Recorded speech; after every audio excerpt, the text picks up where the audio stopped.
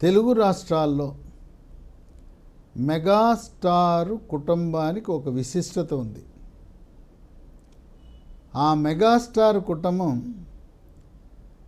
రెండు తెలుగు రాష్ట్రాలు తుఫాను కారణంగా వరదలొచ్చి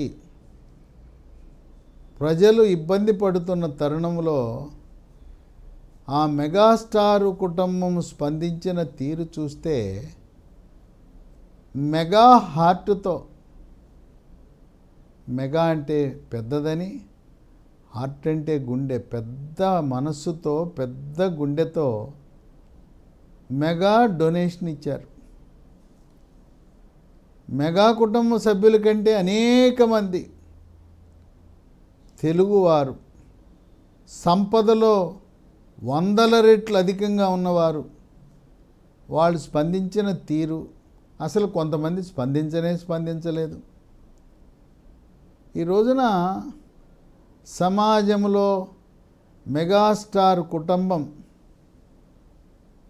ఒక ఆదర్శప్రాయంగా చరిత్రలో నిలిచిపోయే విధంగా వాళ్ళు వరదలకు సహాయం చేశారంటే తెలుగు ప్రజలు, ఇరు రాష్ట్రాల్లో ఉండే తెలుగు ప్రజలు కూడా హర్షాతిరేకాలు వ్యక్తపరుస్తూ ఉన్నారు. పవర్ స్టార్ పవన్ కళ్యాణ్ ఆంధ్రప్రదేశ్ రాష్ట్ర ఉప ముఖ్యమంత్రిగా వరదలలో చంద్రబాబు నాయుడుతో పాటు ఆ నీళ్లలో తిరిగి ప్రజలకు సహాయం చేయాలని సంకల్పించిన దురదృష్టవశాత్తు ఆయన ఆరోగ్యం సహకరించని కారణం వల్ల ఆశించిన రీతిలో క్షేత్రస్థాయికి రాలేకపోయాడు. అయినా ఆయన హృదయ స్పందన, కష్టాల కడలిలో, వరదలలో నిరాశ్రులై పునరావాస కేంద్రాలలో ఉంటున్న ప్రజల పట్లే ఉన్నది. దానికి వారి కుటుంబం స్పందించిన తీరు చిరస్మరణీయం, ఆదర్శప్రాయం. ఇది ఇతరులను ప్రోత్సహించే విధంగా ఉంది. నా వంతు సహాయం, తులమో ఫలమో సహాయం చేద్దామనే రీతిన వాళ్ళ యొక్క విరాళాలను ప్రకటించింది మెగాస్టార్ కుటుంబం. పవర్ స్టార్ పవన్ కళ్యాణ్ తన సొంత నిధులతో ఆయన ఇరు తెలుగు రాష్ట్రాలకు 4 కోట్ల రూపాయలు ఇచ్చారు. 2 కోట్ల రూపాయలు ఆంధ్రప్రదేశ్ రాష్ట్ర ముఖ్యమంత్రి సహాయ నిధికి, తెలంగాణలో 2 కోట్లు ముఖ్యమంత్రి సహాయ నిధి, 4 కోట్లు. ఈ 4 కోట్లు ఇక పరిస్థితి ఏంటంటే, ఏదైతే ఆయన తెలంగాణలో రేవంత్ రెడ్డికి ఆయన చేత్తో ఈ సహాయాన్ని అందించి అక్కడ హైడ్రా చేస్తున్న పని, చెరువులలో నిర్మించిన అక్రమాలను కూలగొట్టిన నాథుడు ఇంతవరకు రాష్ట్రం ఏర్పడిన తర్వాత ఎవరు లేరు. మీరు స్ఫూర్తి, అదే స్ఫూర్తితో మేము ఆంధ్రప్రదేశ్ రాష్ట్రంలో కూడా హైడ్రా తరహాలో సంస్థను ఏర్పాటు చేసి ఇక్కడ కూడా చెరువులు ఆక్రమించిన వారిని, కాలువలు, నదులు, వాగులు ఆక్రమించిన వారిని, మురికాలువలు ఆక్రమించిన వారిని అక్రమ నిర్మాణాలపై ఉక్కుపాదం మోపాలనే సంకల్పాన్ని ఆయన వెలిబుచ్చారు. ఈ మెగాస్టార్ కుటుంబం కేవలం ఆంధ్రప్రదేశ్ రాష్ట్రానికే కాకుండా తెలంగాణ రాష్ట్రానికి కూడా సహాయం చేయటం విశేషం. అన్న పవర్ స్టార్కి అన్న చిరంజీవి అంటే ఒక దైవం, తండ్రి సమానుడు. అన్నని రాముడిలా చూసుకుంటాడు. అన్న గీసిన గీటు లక్ష్మణ రేఖగా భావిస్తాడు. అటువంటి ఆరాధ్య దైవంగా భావించే చిరంజీవి ఆయన కూడా తన వంతు సహాయం, ఆర్థిక సహాయం 1 కోటి రూపాయలు 50 లక్షలు ఆంధ్రప్రదేశ్ రాష్ట్రానికి, మరొక 50 లక్షలు తెలంగాణ రాష్ట్రానికి చిరంజీవి మెగాస్టారు విరాళం ఇవ్వటం జరిగింది. ఇక తండ్రిని మించిన తనయుడు నటనా రంగంలో ప్రపంచ స్థాయికి ఎదిగిన కుమారుడు రామ్ చరణ్ తండ్రి కంటే ఎంతో ఎత్తు నటనలో ఎదిగి భారతదేశాన్ని దాటి ఎల్లలు దాటి మరి ప్రపంచ ఖ్యాతి పొందిన రామ్ చరణ్ ఆయన తెలంగాణకు 50 లక్షలు, ఆంధ్రప్రదేశ్కి ఒక 50 లక్షలు. పవర్ స్టార్ పవన్ కళ్యాణ్ యొక్క మేనల్లుడు సాయి ధర్మతేజ ఆయన కూడా తన వంతు విరాళం 25 లక్షలు, సగము తెలంగాణ రాష్ట్రానికి, మరో సగం ఆంధ్రప్రదేశ్ రాష్ట్రానికి. పవర్ స్టార్ పవన్ కళ్యాణ్ కుటుంబం ఈ రోజున 8,25,00,000 రూపాయలు ఇరు రాష్ట్రాల వరద బాధితులకు వాళ్ళు విరాళం ఇవ్వటం అనేది విశేషం. ఇంకో విషయం ఏంటంటే పవర్ స్టార్ పవన్ కళ్యాణ్ దగ్గర డబ్బు లేకపోయినా అప్పు చేసిన డబ్బుతో విరాళం ఇచ్చారనే వార్తలు సోషల్ మీడియాలో వైరల్ అవుతూ ఉన్నాయి. అంతేకాదు పవర్ స్టార్ పవన్ కళ్యాణ్ తన కుటుంబ సభ్యులైన పిల్లలు, భార్యపై ఉన్న ఫిక్స్డ్ డిపాజిట్లు సైతం కరిగించి ఫిక్స్డ్ డిపాజిట్లను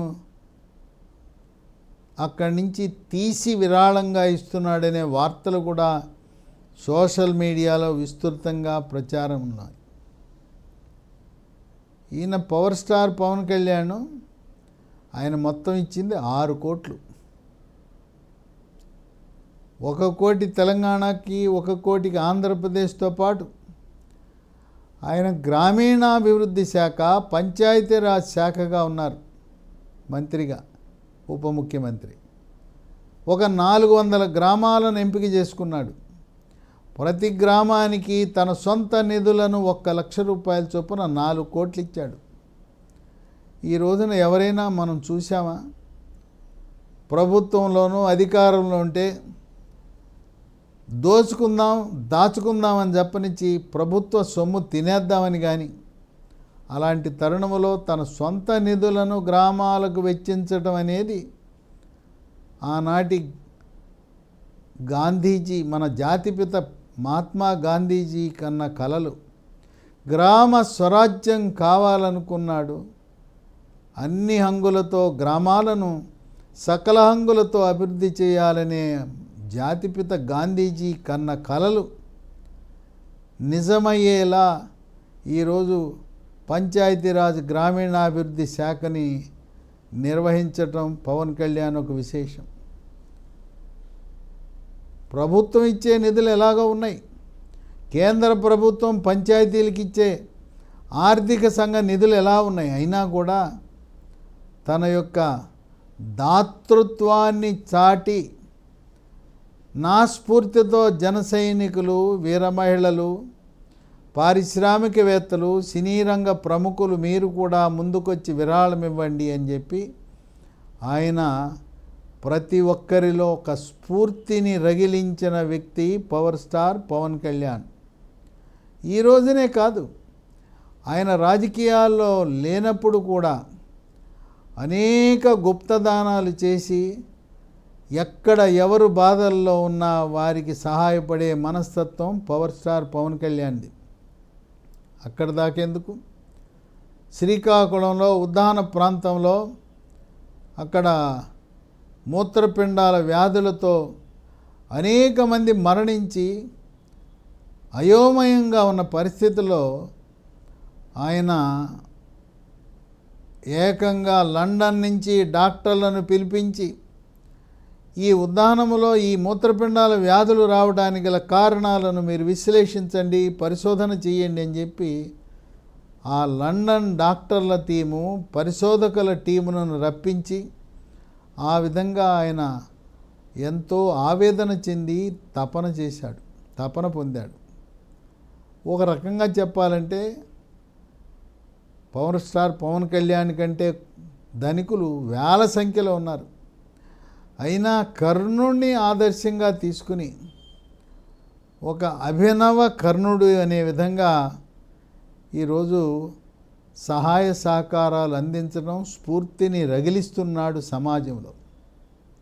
కేవలం తెలుగు రాష్ట్ర ప్రజలే కాదు, కేరళ రాష్ట్రంలో కొండ చర్యలు విరిగిపోయి అక్కడ ఆర్తనాదాలు చేస్తున్న మలయాళీ వాసులకు కూడా తన వంతు సహకారం అందించి వాయనాడులో నేనున్నాను మీకు అండగా అని చెప్పి అక్కడ కూడా తన వంతు ఆర్థిక సహాయం చేశాడు పవర్ స్టార్ పవన్ కళ్యాణ్. ఆ విధంగా మెగాస్టార్ కుటుంబం ఈరోజు మేము పుట్టింది ఆంధ్రప్రదేశ్ అయినా మేము వికసించింది రాణించింది తెలంగాణ గడ్డపై అని చెప్పి ఎప్పటికైనా రాష్ట్రాలు వేరైనా మనసులు ఒకటే, తెలంగాణ ఆంధ్రప్రదేశ్ ప్రజలు అన్నదమ్ములు లాంటి వాళ్ళని బలంగా విశ్వసించే కుటుంబం మెగాస్టార్ కుటుంబం. ఇక మనం గతంలో చూస్తే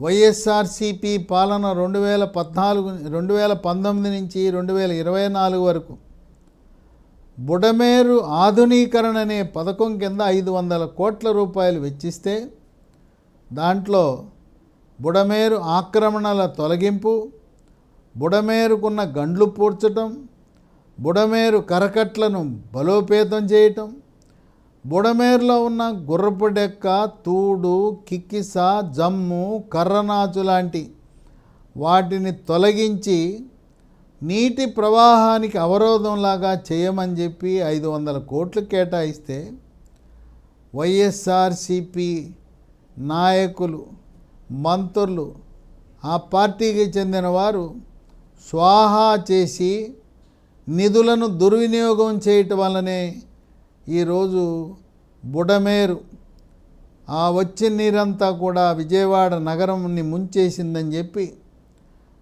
జలవనరుల నిపుణులు భావిస్తున్నారు. ఇక మరో సినీ నటి, ఆమె కూడా రాజకీయాల్లోకి వచ్చి చంద్రబాబు నాయుడు గారు ఆ సినీ నటి రోజాకి రాజకీయ భిక్ష పెట్టారు.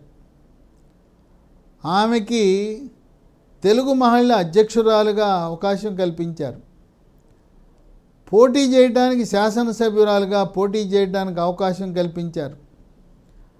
రాజకీయంగా నిలబడేలా చేశారు. ఆమె తిన్న ఇంటి వాసాలు లెక్కపెట్టిన చందాన, గురువుకే పంగనామాలు పెట్టిన చందాన చంద్రబాబు నాయుడిని విమర్శించటమా? గుడ్డొచ్చి పిల్లనెక్కిరిచ్చిందని చందాన ఆమె చంద్రబాబు నాయుడుతో పాటు ప్రతిరోజు మంత్రిగా ఉన్నప్పుడు ప్రతిరోజు పవర్ స్టార్ యొక్క ఆయన ప్రతాపాన్ని, ఆయన చేస్తున్న ప్రచారాన్ని, ఆ ప్రజాదరణ ఓర్వలేక ప్రతిరోజు అసహ్యమైన భాషతో, అసభ్యమైన భాషతో ఆయన్ని విమర్శిస్తూ ఉండేది. ఇక ఆ మహాతల్లి రోజా క్రీడా మంత్రిగా, పర్యాటక మంత్రిగా ఉండి ఒక భోజన కార్యక్రమాన్ని పెట్టుకుంది. ఆ భోజన కార్యక్రమం పేరేంటంటే ఆడుకుందాం రా. ఆడుకుందాం రా అని కేంద్ర ప్రభుత్వ క్రీడాశాఖ నిధులు, రాష్ట్ర ప్రభుత్వ క్రీడాశాఖ నిధులు భోజనం చేయటమే ఆడుకుందాం రా అని పేరిట ఆమె సినీ నటి, మాజీ మంత్రి 1000 కోట్ల రూపాయలు నిధులు దుర్వినియోగం చేసినట్టుగా వార్తలు వెలువడుతున్నాయి. సాక్ష్యాధారాలు ఉన్నాయని కూడా సోషల్ మీడియాలో వైరల్ అవుతూ ఉంది. మనము శాశ్వతము కాదు, వట్టి బట్టలతో జన్మించాం, మళ్ళీ వట్టి బట్టలతోనే ఆ భగవంతుని సన్నిధికి చేరతాం. కనుక బతికినంత కాలము మానవాళికి సేవ చేయాలి. పేద ప్రజలు కష్టకాలంలో ఉన్నప్పుడు, వరదల్లో ఆర్తనాదాలు చేస్తున్నప్పుడు మేమున్నాం, మీకు అండగా నిలుస్తాం అని చెప్పి పవర్ స్టార్ పవన్ కళ్యాణ్ కుటుంబం ఇతోధికంగా విరాళాలు ఇచ్చి వాళ్ళు పారిశ్రామికవేత్తలకు, సినీ రంగ ప్రముఖులకు, స్వచ్ఛంద సంస్థలకు, వ్యక్తులకు ఒక స్ఫూర్తిని రగిల్చటం అనేది విశేషం.